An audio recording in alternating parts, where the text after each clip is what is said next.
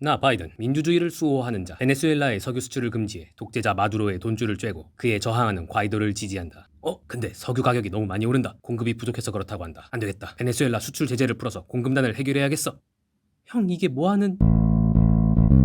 21세기 베네수엘라가 이렇게 된 이유를 알려면 우고 차베스라는 인물을 알고 가야 합니다. 1992년 차베스는 당시 베네수엘라 대통령 페레스의 부패한 통치에 불만을 품고 쿠데타를 일으켰다가 실패한 군인이었습니다. 차베스를 체포한 정부는 쿠데타 잔당이 폭력 행위를 중지하도록 그를 방송에 출연시켰습니다. 차베스는 정부가 시킨 대로 방송에서 혁명군의 작전 중단을 명령했지만 지금 당장 혁명이 실패했을 뿐이라고 한마디를 덧붙였죠. 이로 인해 서민들에게 자신이 부패한 엘리트 체제를 종식시킬 대항마임을 뇌리에 박아뒀는데 성공합니다. 그 인기 덕에 1998년 선거를 통해 대통령이 되는 데 성공했죠. 그러나 기대를 받았던 우고 차베스 역시 군부와 결탁하여 삐딱선을 타기 시작합니다. 본래 군 고위급 승진은 의회에서 맡고 있었는데 이를 대통령이 결정하게 바꾸어 군의 충성을 얻어냈고 그들에게 세관, 운송, 경호, 외교 및 경찰 행정 등 온갖 업무를 맡겼습니다. 진짜 나라를 위해서 한 등용은 아닐 것입니다. 왜냐하면 현대사회는 각 분야마다 점점 전문화된 지식을 요구하고 있기 때문입니다. 프로그래머 철수에게 영희의 아랫배가 아프다며 맹장 수술을 맡길 수는 없는 것처럼요. 즉 차베스가 군부를 전격 등용한 것은 국익을 위해서라기보다는 오로지 권력의 사유화를 이해한 것에 가깝습니다. 사유화는 했다 쳐도 열심히 국가를 위해 일하면 다행인데 그렇지도 않았던 모양입니다. 세계투명성기구는 차베스가 집권한 이후로도 베네수엘라의 부패가 전혀 개선되지 않았다고 봤습니다. 구체적인 예시로 2005년 베네수엘라 대법원이 법원 단지를 조성하기 위해 7,800만 볼리바르의 곳곳에 토지를 구입했으나 2015년 조사 결과 단 하나의 법원도 지어지지 않았다고 폭로했습니다. 엄청난 비리가 발생했음을 알 수 있지만 처벌받은 사람은커녕 기소된 사람도 아무도 없었습니다. 또 2007년에는 베네수엘라가 100만 톤이 넘는 구호 식량을 22억 4천만 달러에 구입했지만 실제로 분배된 식량은 25%에 불과했다고 주장했습니다. 그리고 이 수치 중 14%만이 진짜 도움이 필요한 사람들에게 분배되었고 나머지는 엉뚱한 사람들에게 분배되었다고 합니다. 이 외에도 드러나지 않은 부패 행위는 꽤나 많은 것으로 추정되며 결과적으로는 부패를 저지르는 행위자가 기존 엘리트에서 군부로만 옮겨간 셈이 되었습니다. 그럼에도 불구하고 차베스는 극빈층의 비율을 낮추는 데 성공했습니다. 부패로 인해 돈이 오남용되는 경우가 많더라도 어찌저찌 극빈층에게 혜택이 도달한 것입니다. 무슨 돈이 많길래 그게 가능했을까요? 바로 2000년부터 국제 유가가 급등한 덕이었습니다. 석유회사를 국유화했었던 베네수엘라는 석유를 비싸게 내다 팔 수 있게 되었고 그 덕에 국가 재정이 넉넉해져 빈민층을 원활히 지원할 수 있었고 실제 지표면에서도 많은 부분이 개선되었죠. 그럼 여기서 근본적인 궁금증이 생깁니다. 아무리 부패했어도 서민 경제 상황을 호전시켰으면 그만 아닌가라고요. 하지만 국가 지도자가 생각해야 할 것이 현재에만 있지는 않습니다. 바로 국가의 지속가능한 발전도 추구해야 하는데 차베스는 그러지 못한 것입니다. 베네수엘라는 석유 의존도가 굉장히 높은 나라여서 역사적으로 유가가 오르면 국가 경제가 잘 돌아가고 반대로 유가가 내리면 경제가 크게 흔들렸습니다. 과거를 교훈 삼아 내릴 때를 대비해 차세대 먹거리 산업을 준비하는 것이 적절하겠으나 차베스는 당장 빈민들의 인기를 영합하는 데에만 몰두한 것이죠. 그래서 진정한 위기는 차베스 사후 그의 후계자인 니콜라스 마두로 때에 발생합니다. 2014년부터 급격하게 유가가 폭락하기 시작한 것입니다. 유가 폭락 원인에는 다양한 원인이 있겠으나 미국, 캐나다의 셰일가스 붐으로 인한 공급 급등, 유로존의 경기 침체 및 중국, 러시아 및 신흥국의 성장세 완화로 인한 석유 수요 하락 등이 주요 원인으로 꼽힙니다. 사고 싶은 사람은 적어지고 파는 사람은 많아지니 가격이 떨어지는 것은 당연했죠. 수출액의 90% 이상이 석유였던 탓에 베네수엘라 경제에 직격타가 가해졌습니다. 거기에 미국이 테러 지원 혐의로 경제 제재를 가했고 영란은행은 베네수엘라 정부가 맡겨뒀던 금까지 동결해버렸죠. 경제난이 지속되어 빈민들의 불만이 하늘을 찌르자 마두로는 하는 수 없이 식량 지원 프로그램을 발동해 빈민들에게 거의 무료나 다름없이 식료품 박스를 공급했습니다. 당장 불만을 잠재우기 위한 조치이기도 했으나 더 큰 꿍꿍이도 있었습니다. 바로 반정부 시위에 참여하지 못하게 유도하기 위함이었습니다. 잠시 마두로이던 차베스 정부 시절로 돌아가 봅시다. 차베스는 정당 민주주의를 타파하고 국민들이 직접 정치에 참여할 수 있도록 주민평의회를 조직했었는데요. 지역사회의 문제를 자체적으로 결정하며 정부에 직접 예산을 신청하고 배정받아 집행하는 기구였습니다. 그러나 실상은 평의회에 속한 주민들을 감시하는 기구로도 쓰였는데요. 마두로는 그 감시한 자료를 바탕으로 반정부 시위를 나간 주민들의 식량 지원을 끊어 빈민들의 소요를 최소화하기에 이릅니다. 이는 베네수엘라 헌법 21조 1항 위반이죠. 식량 지원을 인질 삼았던 마두로는 2018년 재선에서 어지저지 승리했으나 부정선거 시비에 휘발렸고 야권 대표인 국회의장 후안 과이도가 등장해 자신을 임시 대통령으로 선포해 한 지붕 두 살림이 되고 말아버렸습니다. 유가 하락, 경제 제재, 라이벌 등장부터 해서 빈곤율 65.2%, 인플레이션 600%로 빈민들까지 마두로의 지지를 거두고 있는 상황. 이렇게 마두로 정권이 무너지나 했으나 급변한 세계 정세가 그의 목숨을 살려주게 됩니다. 2021년 바이든 대통령이 취임하자마자 셰일가스의 지원을 중단했고 2022년에는 러시아가 우크라이나를 침공하면서 유가가 상승하게 되었습니다. 이렇게 되자 미국은 국제 유가 관리를 위해 베네수엘라의 제재를 은근슬쩍 풀어주었습니다. 다시 말해 베네수엘라의 국고가 다시 채워지기 시작했으며 이는 곧 마두로의 생명줄이 연장되었다는 뜻이기도 합니다. 2023년에는 유가가 살짝 내려오는 추세입니다만 과연 니콜라스 마두로는 후안 과이도의 위협을 피해 끝까지 정권을 사수할 해소할 수 있을지 귀추가 주목됩니다. 베네수엘라의 사례를 미루어 봤을 때 경제 호황 시즌에는 부패가 관용으로 받아들여지기도 합니다. 그러나 국가 경제가 어려울 때마다 국민들은 부패한 정치인들에 대해 큰 불만을 품죠. 동아시아의 어느 나라는 경제 위기, 이른바 IMF 사태를 겪고 난 이후 경제가 좋았다고 말할 만한 때가 전혀 없는 만큼 부정부패에 대해 관심을 가져야 하지 않을까라는 생각이 듭니다. 시청해주셔서 감사합니다.